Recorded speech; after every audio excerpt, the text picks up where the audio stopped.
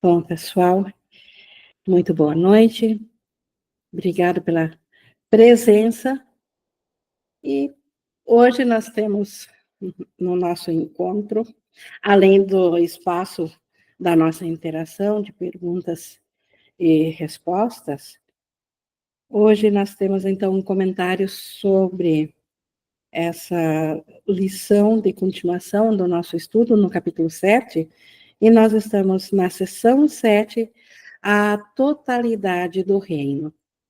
Vou trazer algumas pinceladas, uns comentários sobre essa sessão, depois abrimos para nossas interações, ou que podem acontecer também durante a explanação, é só abrir o microfone, mas antes de iniciarmos mesmo quaisquer comentários sobre a lição, eu convido vocês a nós fazermos o que nós sempre temos feito, que é nos lembrarmos em unicidade da meta, da única meta que todas as formas de vida aparentes aqui do mundo têm em comum, que é de voltarmos a ouvir somente ao Espírito Santo, porque ele é a memória do nosso ser. E ele, como memória do nosso ser, enquanto nós estamos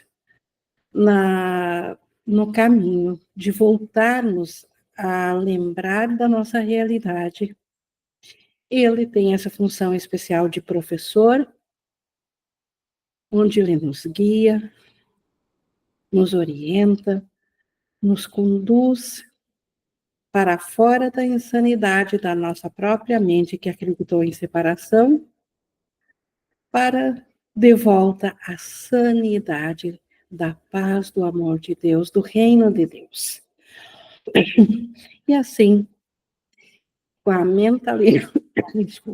mentalidade de volta ao Espírito Santo, nós estamos prontos para ver primeiro, então, um comentário sobre essa sessão, sobre a totalidade do reino, e Jesus a inicia nos explicando que sempre que nós negamos uma bênção para o nosso irmão, na verdade, nós estamos negando para nós mesmos a bênção e nós estamos nos colocando em privação. Então, o oposto de bênção, nós podemos dizer que é falta, que é privação, porque a bênção, ela dá, ela preenche, ela nos dá aquilo que acreditávamos que estava faltando, mas se nós não repassarmos a bênção ao irmão, nós mesmos não a teremos, porque é lei de Deus que aquilo que nós queremos ter, nós precisamos dar. Não há outra forma de obter. E aquilo que nós queremos manter, também nós precisamos dar, que é a forma de manter. Então, se nós queremos manter a consciência da plenitude do ser que nós somos, nós precisamos dar isso. E aqui também Jesus volta a falar de novo do poder da mente. Nós, nas últimas reuniões aqui, falamos bastante sobre o poder da mente, porque a mente, de fato, ela tem dentro de si um poder, e esse poder que vem de Deus, que ele pode ser aplicado tanto para a negação da verdade, que é o que o sistema de separação fez, que o ego fez, quanto o Espírito Santo também pode usar a negação agora para restituir a consciência de novo do ser que nós somos. E como é que o Espírito Santo pode fazer isso? Porque se nós negarmos que algo esteja separado de Deus, porque dentro do ego, a consciência, ego, ela vê tudo separado, ela não vê nada uno a Deus, ela vê tudo em partes e isoladas uma da outra. Se nós vermos em uma única parte a unicidade, o que não houve separação, o poder da mente é tal que ela passa a perceber isso em tudo. É como os fractais. Se nós acreditarmos numa única parte separada, nós vamos ver o todo separado. Se nós acreditarmos numa única coisa una, nós vamos ver tudo uno.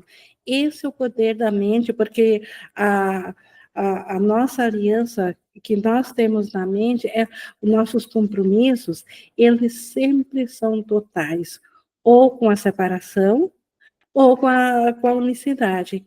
E como a negação é uma defesa, e o ego fez essa defesa para ataque, para servir o ataque, na visão do Espírito Santo, que usa essa defesa agora com um novo propósito, ele usa para ver a unicidade.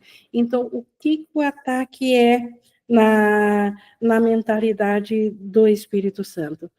Ele vê isso como uma oportunidade de nós estendermos uma bênção para o irmão, porque o ataque ele tá sendo visto como uma falta. O irmão acredita que algo esteja que algo foi retirado dele. Jesus até explica mais adiante aqui da dinâmica de como que o ego ele acredita que um irmão, todo ataque, ele é uma crença de que um irmão está retirando algo que Deus deu a ele, mas que isso está sendo dado a outro irmão, e por isso que ele ataca de volta. E no Espírito Santo, ele usa essa defesa, ataque, para ver uma oportunidade de estender a bênção, porque ali está sendo visto um pedido de amor, por amor, um pedido, uma falta.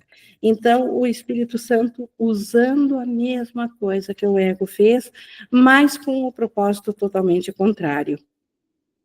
Jesus até explica aqui no segundo parágrafo que quando o irmão age insanamente, ele está dando essa oportunidade, ele está oferecendo uma oportunidade de ser abençoado.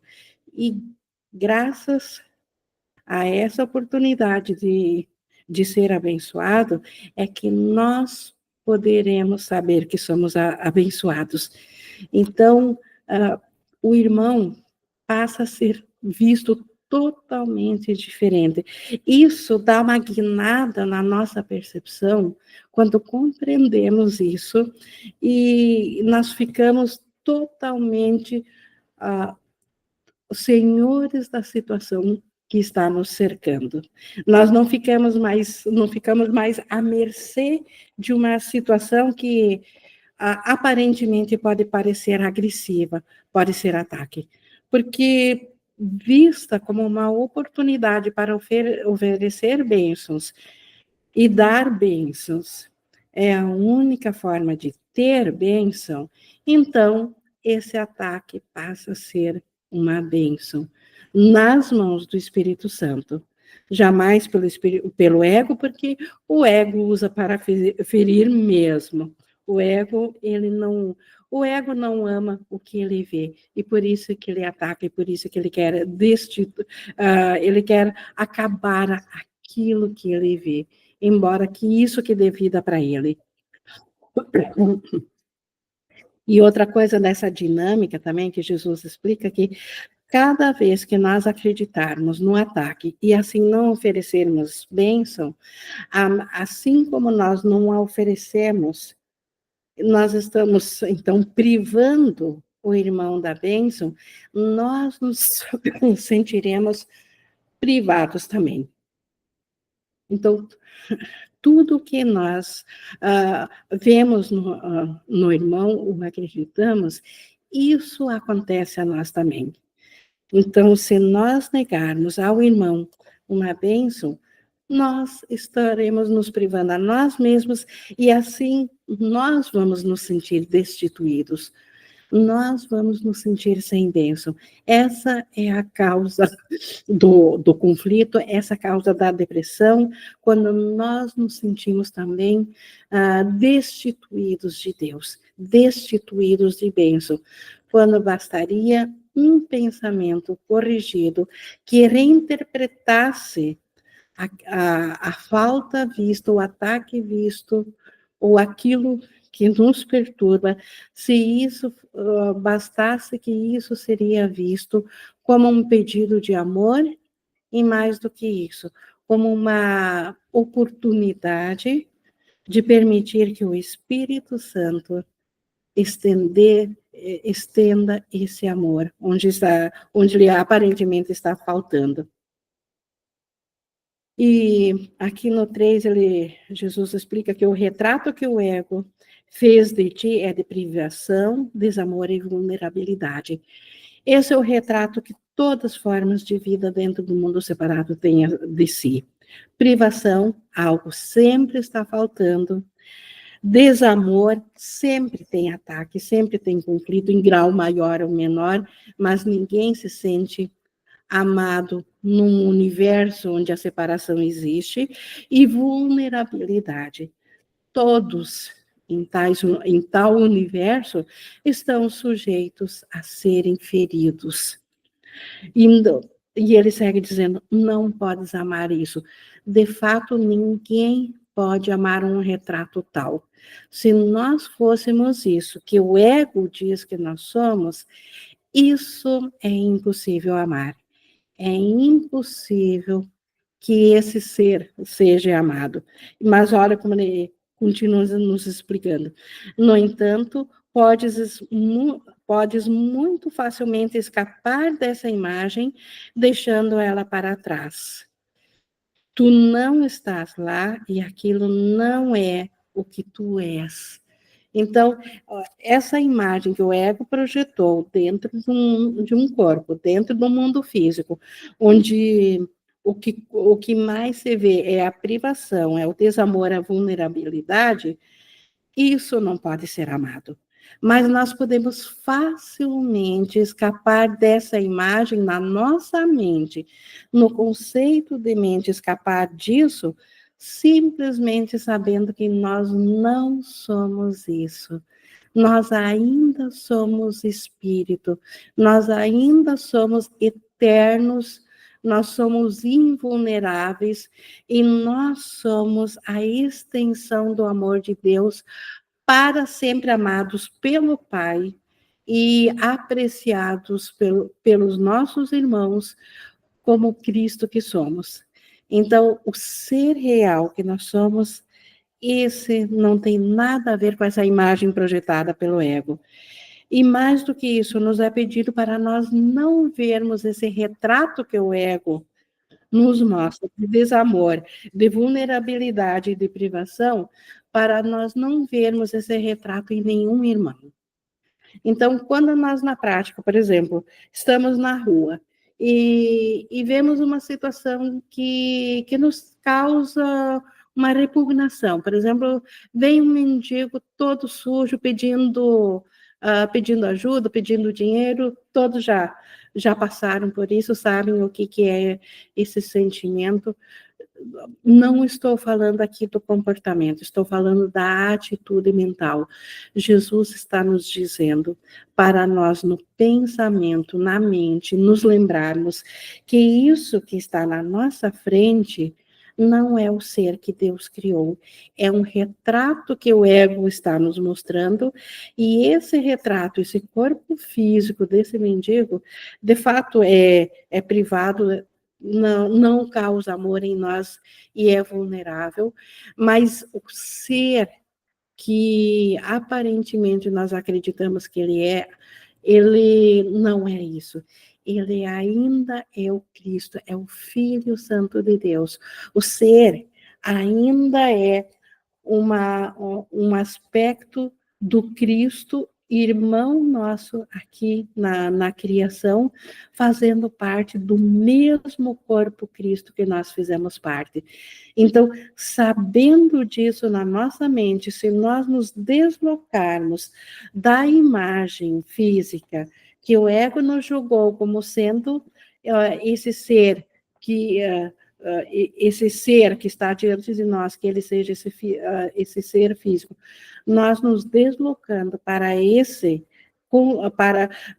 conhecimento de sabermos na mente quem que ele é, nós estamos, de fato, permitindo que o Espírito Santo use da negação da inverdade a nosso favor. O Espírito Santo negou que aquele ser asqueroso na nossa frente é a realidade, é o Cristo. E nisso, a nossa mente também, por efeito espelho, saberá que nós também somos o Cristo. Porque quando nós nos vemos e acreditamos no ego, que é aquela pessoa a quem causa repugnação, e eu acredito que ela é esse ser, posso não estar ciente disso, mas na mente,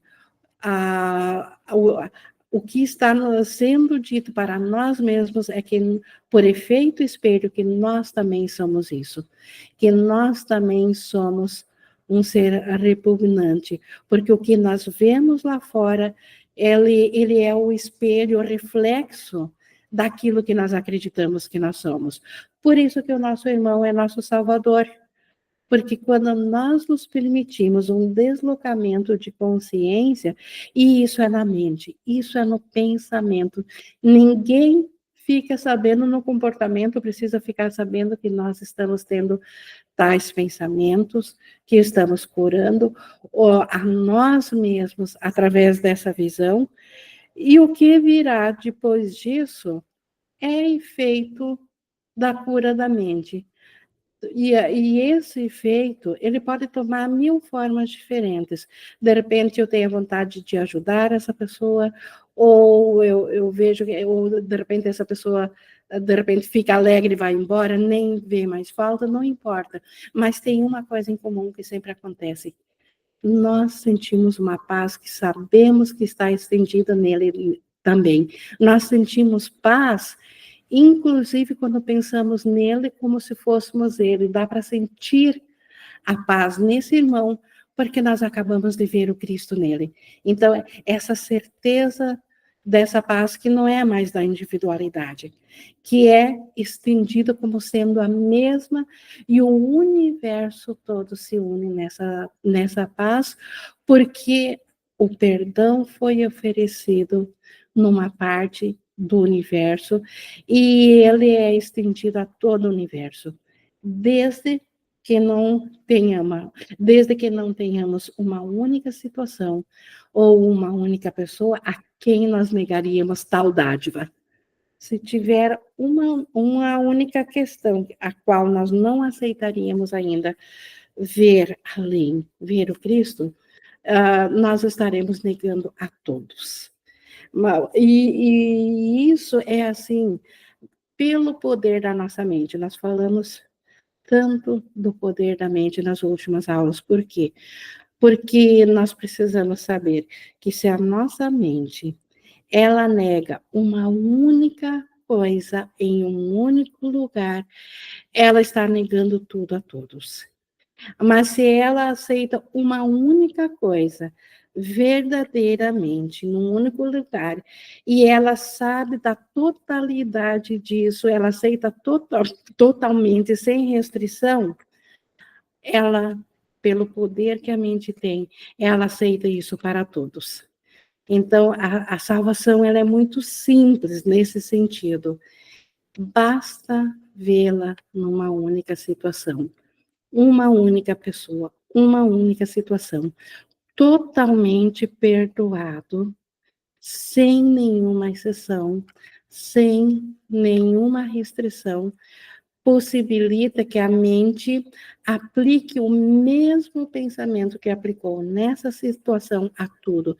Ela sabe que tudo está incluído. Se ela pensasse sobre outra pessoa, sobre outra situação, ela sabe que seria o mesmo resultado, porque ela decidiu pela fórmula de cura. Ela decidiu aceitar ao pensamento do Espírito Santo. E o Espírito Santo, ele é um investimento na realidade. Jesus até fala aqui que aqui no quarto parágrafo, que ilusões são investimentos, que eles durarão enquanto nós os valorizarmos. Quando nós temos uma experiência de um único perdão, por exemplo, que eu falei do mendigo, mas se for completamente aceito, sem nenhuma ressalva, de chegar a, de fato, ouvir só o Espírito Santo e ver o Cristo nele, o investimento que nós fizemos, nós retiramos ele totalmente do ego e colocamos ele totalmente na verdade. E isso, graças ao poder da mente, ele se estende a toda a filiação, a tudo que nós vemos. Então, como ele diz aqui, a mente, ela é poderosa demais para se excluir dos próprios pensamentos. Aquilo que nós pensamos, aquilo é real para nós. Esse poder da mente é assim, porque esse poder vem do próprio Deus. Nós não fizemos o poder, nós ganhamos o poder de Deus, porque Ele compartilhou do seu poder conosco. Por isso que a nossa mente é toda poderosa, e por isso que ela pode, como ele diz, dissipar ilusões. Ele diz que a única maneira de dissipar ilusões é retirar delas todo o investimento e deixarão de ter vida para ti, pois as terás colocado fora da tua mente. Então, não é que os olhos, depois que eu perdoar o mendigo, não vão mais ver uma imagem. Vão ver, mas será uma imagem sem nenhum investimento na imagem. O investimento estará na verdade, estará no Cristo que transcende a imagem. E é isso que a mente aceitará para si mesma. Então, é disso que nós saberemos para nós. E outra passagem aqui, Jesus no 5, diz que a dádiva da vida é tua para ser dada. Então, a dádiva da vida, o que é a vida? Aquilo que Deus estendeu. Então, o Cristo. Quantas vezes nós já vimos aqui Jesus nos explicando que aquilo que nós vemos dentro do ego, essas imagens projetadas, que o ego nos coloca, como se elas tivessem um início no nascimento e um fim na morte, isso, e esse intervalo de tempo, isso não é vida. A vida é aquilo que Deus compartilha e que é imutável, e é eterno, e é perfeito, que não pode ter faltas. Então, a nós foi dado a dádiva de estender essa vida da forma como Deus estendeu a nós. Toda confusão no 5.5, toda confusão vem de não estenderes a vida, porque não é essa a vontade do teu Criador. Então, sempre que a nossa mente está confusa e ela prefere se ver como um ser separado, como uma individualidade, ela está negando o poder da vida. E nós não podemos fazer nada à parte de Deus, porque nós não somos a parte de Deus. E por isso que Jesus nos dá o conselho: segue o seu caminho para lembrar-te de ti e ensina o seu caminho para que tu mesmo não esqueças. Então, como que eu posso ensinar o caminho ao meu irmão? Vendo a realidade nele, vendo Cristo nele. E por isso também no 6.2 ele diz, dá a eles, dá aos irmãos, a apreciação que Deus sempre lhes reserva, porque são os seus filhos amados, nos quais ele se compraz. Isso aqui tem uma alegoria para a Bíblia, podem se recordar que tem uma passagem onde Jesus foi batizado pelo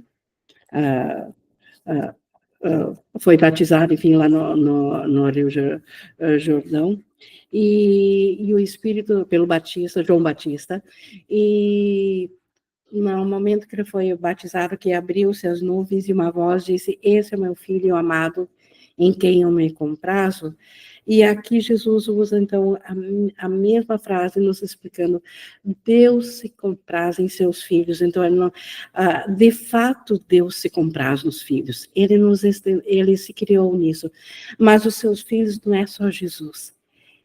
Todos nós, todos, sem exceção. Então, Deus aprecia a sua criação. E nós devemos dar da mesma forma como Deus nos dá. Por isso que ele diz mais adiante aqui: mas ames tudo o que ele criou, do que tu és uma parte, ou não podes aprender sobre a sua paz e aceitar a sua dádiva para ti mesmo. E é por isso que ele diz mais adiante aqui, ó, não podes conhecer a tua própria perfeição enquanto não tiveres honrado todos aqueles que foram criados como tu. Então, o nosso irmão, ele não merece nem defesa, ele não precisa de defesa, nem merece ataque. Ele merece apreciação. Mas quem que precisa apreciação? Não é a imagem que o ego está jogando. Não diz, o ego joga imagens de seres e diz, isso é o teu irmão. E a negação que o Espírito Santo diz, ele diz, não, isso não é o teu irmão. Como eu dei o exemplo do mendigo. O ego diz que ele é esse ser limitado, asqueroso, separado de ti. Se ele pudesse, ele iria te ferir, ele vai te trazer doença, ele vai te atacar, ele quer tirar alguma coisa de ti. E o Espírito Santo diz, não. Ele nem o ser, a vida, a realidade dele não está nisso. Ele não é isso. Não olhes para esse retrato para encontrar o teu irmão. Olhe através disso para a realidade que está oculta por isso. Se desconstruir essa casca chamada, essa imagem projetada de um corpo, se tirar do ser real essa casca, essa imagem, o que de realidade está ali, que é o poder da vida estendida por Deus, é digna de apreciação, e só a apreciação é digno disso. E nisso, porque Deus se compraz nisso, porque é a própria extensão de Deus. Deus pode ser visto nisso. E por isso que ele merece ser honrado, essa dignidade. E outra coisa que adiante ele diz, nós temos então um único professor que está em todas as mentes, e ele ensina a mesma lição a todos. Então, ele nos ensina essa imagem do Cristo. O Espírito Santo é o único professor e ele sempre vai ensinar somente isso. Jamais o Espírito Santo vai nos ensinar que o irmão é essa imagem projetada para fora da mente, para dentro de um mundo imaginado, para dentro de um holograma projetado a partir do poder da mente. E o Espírito Santo, ele vê que todo ataque é um chamado à paciência dele, a sua paciência, já que a sua paciência é capaz de traduzir ataque em bênção. Então, como que o Espírito Santo traduz ataque em bênção? Como a gente viu antes, o Espírito Santo, ele sabe que todo ataque, em realidade, é um pedido de amor daquele do Cristo vivo que está por detrás dessa imagem. Essa imagem está bloqueando na nossa consciência a imagem do Cristo. Então, é nós que precisamos voltar a saber que tem um Cristo, ou não saberemos que nós somos o Cristo. Então, o ataque aos olhos, pela interpretação do Espírito Santo, é um chamado para a bênção. E aqueles que atacam não sabem que são abençoados. Eles atacam porque acreditam que são destituídos. Dá, então, da tua abundância e ensina aos teus irmãos a deles. Então, qual é essa abundância para nós darmos ao nosso irmão? A abundância da totalidade da bênção de Deus, que a todos criou e sustenta em seu amor. Nada pode faltar a uma criança de Deus, porque Deus não retém nada das suas crianças. Então, nós precisamos dar da abundância do amor de Espírito ao irmão, e assim saberemos. E um apelo ainda: não compartilhes as suas ilusões sobre a escassez, ou perceber-te-ás como se algo estivesse te faltando. Então, se o irmão não sabe ainda que ele é o Cristo, e ele acredita em escassez, não seja tu que vai acreditar nisso junto com ele. Então, não compartilhe com o irmão, isso de novo é mentalmente, não saia dizendo para o irmão que ele não é um corpo, ele não está, isso seria atacar a ideia, porque ele acredita que é um corpo ainda. Mas não acredite no próprio pensamento nisso, porque então não acredite na escassez que o irmão acredita. E a escassez, ela só pode acontecer no mundo físico. A escassez, dentro da totalidade do espírito, não pode haver escassez, porque a luz na totalidade está em todo lugar. Então, como que poderia haver escuridão se não há nada bloqueando a escuridão? Então, a escassez, o sinônimo da escassez, de acreditar que falta luz do amor de Deus no irmão, se materializa dentro do mundo físico em todas as formas de falta. E Jesus diz: não acredite nisso. Ele não está dizendo não acredite que na forma física teu irmão ainda acredita que ele é um ser separado, que ele está em falta. De fato, na forma física, se ele é um ser físico, há faltas, assim como também daí haveria faltas em nós. Mas isso não é a nossa realidade. Nós não somos corpo, nós não somos um ser físico, então isso não é a nossa realidade. E o que é essa crença de separação, né? Ele aqui no 9 explica ainda: ao projetar sua crença insana em que tu foste traidor falando da parte do ego, né? O ego, ao acreditar na ideia de que nós traímos a Deus, ele acredita que os teus irmãos, que são tão incapazes como tu, né, de separar de Deus, estão empenhados em tirar Deus de ti. O ego, por que o irmão ataca? Porque inconscientemente quem acredita na separação automaticamente acredita que o irmão está empenhado em tirar Deus do outro, está roubando a bênção de Deus. Se ele está em escassez e Deus é abundância, então alguém tirou a parte de Deus que completaria essa escassez para torná-la total de novo. Então, como ele diz, sempre que um irmão ataca o outro, é nisso que ele acredita. Então, sempre que há um ataque, a pessoa que está fazendo o ataque acredita que o irmão, mesmo que ela não esteja ciente disso, acredita que é o irmão que está tirando da bênção de Deus dele, por isso que ele está em escassez. E a projeção sempre vê os seus desejos em outros. Então, ao acreditar que se separou de Deus, projeta isso para fora e agora vê que os outros têm aquilo que está faltando em si. Se escolhes separar-te de Deus, é isso que pensarás que os outros estão fazendo contigo. Então, a totalidade do poder da mente.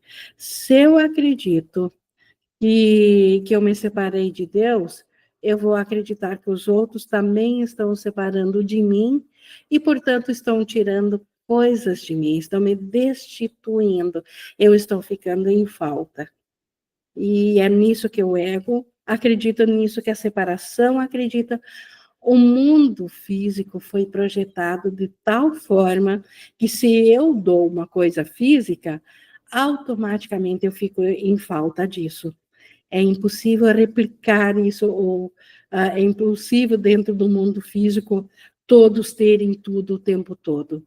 Então, para ver o quanto foi o ego projetou um mundo diferente do reino de Deus para fazer parecer que existe um reino onde essa insanidade faz sentido. A insanidade da escassez dentro do mundo físico, ela faz sentido e ela pode ser sentida como de fato é sentida, mas ela não é verdadeira. Ela pode ser facilmente largada, como ele falou antes, nós simplesmente tirando o nosso investimento mental dela. Aquilo que não valorizamos na nossa mente, isso deixa de ter poder em nós. Não que tivesse poder antes, mas a mente é tão poderosa que ela emprestou poder para ela antes. A mente dá todo o poder para tudo aquilo que nós queremos investir. Se investimos em falta, o poder estará na falta, isso nos ferirá. Mas graças à mesma dinâmica do poder, agora podemos permitir fazer junto com o Espírito Santo o reverso, de usar o mesmo poder da mente para ver, além de uma única falta, para a realidade da abundância, que é o ser do meu irmão, e saberemos que não há falta no amor de Deus, no Espírito, na unicidade que nós somos, no amor que nós somos, que é único amor de Deus, que é eterno e imutável. Nesse não há falta e nós somos parte íntegra disso. E, por último, um comentário ainda aqui no 10, 9 e no início no 11. Só existe um caminho para sair do pensamento do mundo, assim como só existiu um caminho para entrar nele. Todos entraram na escassez através de um único pensamento de separação. Então, e agora só existe um único caminho para deixar a escassez, sair desse mundo. Compreende totalmente, compreendendo a totalidade. Então, compreender totalmente um fractal, nós estamos compreendendo a totalidade. Percebe qualquer parte do sistema de pensamento do ego como totalmente insano, totalmente delusório e totalmente indesejável, e terás avaliado todo ele de forma correta. Então, isso é um investimento, isso é uma retirada de investimento. Permitir-se ver numa única parte do ego, como ele diz, em qualquer parte do sistema de pensamento do ego. É impossível ver na totalidade do universo disso, mas basta pelo poder da mente ver num único lugar algo que o ego nos mostra como totalmente insano, totalmente delusório, ilusão vinda de ilusão, e totalmente indesejado, e nós teremos avaliado totalmente ao ego, porque 100% todas as coisas do ego são delusórias, indesejadas e insanas. E a nossa mente, sem a valorização a isso, terá retirado o investimento. Sem investimento, a mente não coloca seu poder ali. Sem colocar o poder ali, aquilo simplesmente desaparece porque não tinha poder próprio. O poder para o ego parecer existir vem da nossa mente e é um poder que nós compartilhamos da mente de Deus. Eu estou aqui sem imagem. Só um momento, vou ver se volta aqui. Mas o que eu tinha hoje, gente, era isso. E estamos abertos aqui para interação. Então, sobre a totalidade do reino. Então, o poder que nós temos de através de um fractal, de de um único perdão, permitir que a salvação não seja dada totalmente.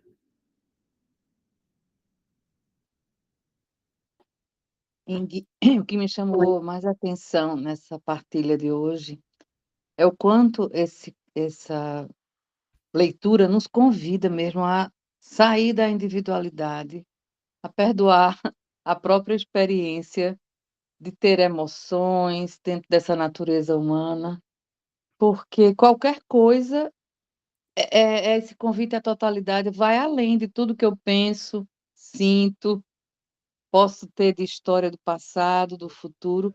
Nesse instante, eu posso escolher essa abundância divina, me deslocando totalmente da natureza humana e aceitando a identidade do Filho Santo, e assim me unir à identidade do Filho Santo lá, independente da imagem do que o outro esteja me revelando ou da forma. Percebendo as emoções que aquela cena traz, mas entendendo que emoções faz parte dessa natureza humana e o convite vai muito além do que isso, né? É esse convite de aceitar essa identidade e poder experimentar a totalidade. Então, foi uma chamada bem significativa essa noite estar aqui ouvindo isso.